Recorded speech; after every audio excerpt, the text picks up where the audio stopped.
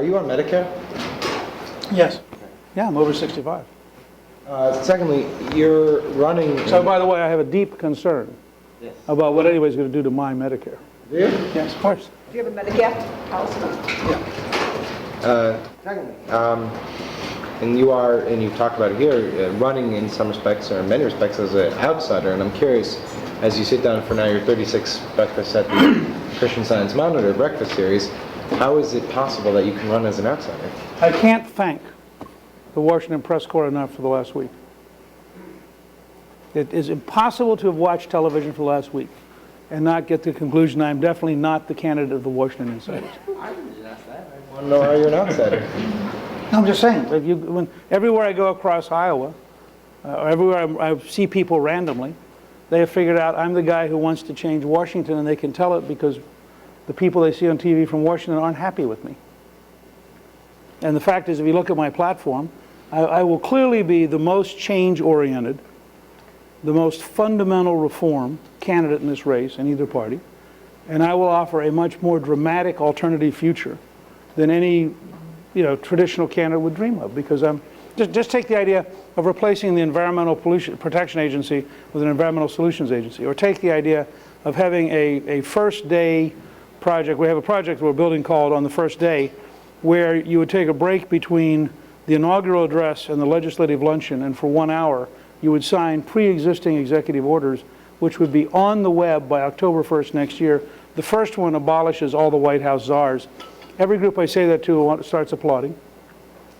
And the second implements Ronald Reagan's Mexico City policy of no federal funding for abortion overseas. The third one implements George W. Bush's enforcement of the conscience clause, so no doctor, hospital, nurse, pharmacy can be forced to do something against their conscience.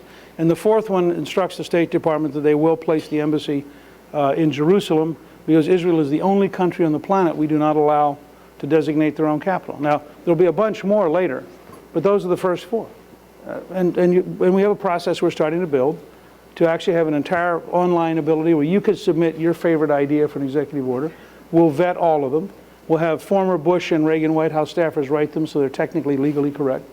We'll post them by October 1st, and that'll be a key part of next fall. And then when the president says, oh, I'm really for that too, we'll hand him the executive order, he can sign it.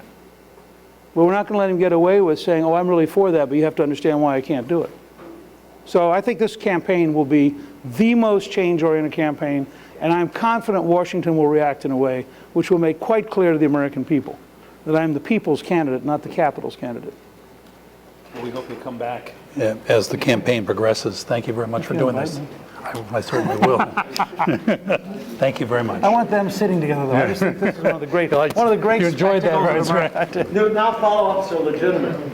If you do Jerusalem, aren't you doing the antithetical move that for uniting the opposing sides in the Middle East?